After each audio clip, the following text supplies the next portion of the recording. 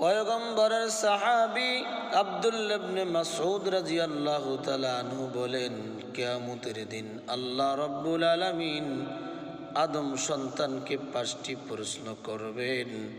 এই 5টি প্রশ্নের জবাব দেওয়া ছাড়া কোনো আদম সন্তান এক পাও লড়াচড়া করতে পারবে না। 1 নম্বর প্রশ্ন, হে আদম সন্তান, আমি তোমাকে যে হায়াত দিয়েছিলাম, জীবন দিয়েছিলাম, 60 আর 70 বছরের একটা জীবন দিয়েছিলাম, বলো তুমি তোমার জীবন হায়াত কিভাবে কাটিয়েছ?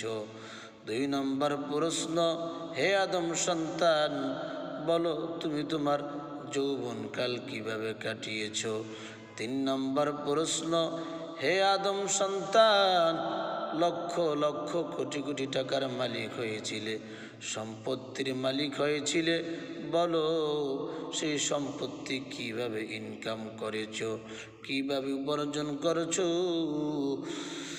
4 নম্বর প্রশ্ন, আদম সন্তান, লক্ষ কোটি কোটি টাকার মালিক হয়েছিলে, বলো সেই টাকার সম্পদ কোন পথে ব্যয় করেছো, কিভাবে খরচ করেছো?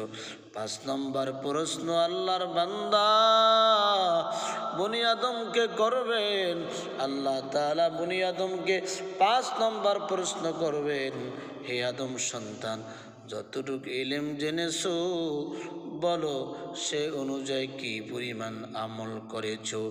এই 5 প্রশ্নের জবাব দেওয়া ছাড়া কোনো আদম সন্তান কিয়ামতের দিন এক কদম সামনে আগাতে পারবে না। আমার রব, আমাদের রব আমাদের সবাইকে এই 5টি প্রশ্নের জবাব সঠিকভাবে দেওয়ার তৌফিক দান করেন।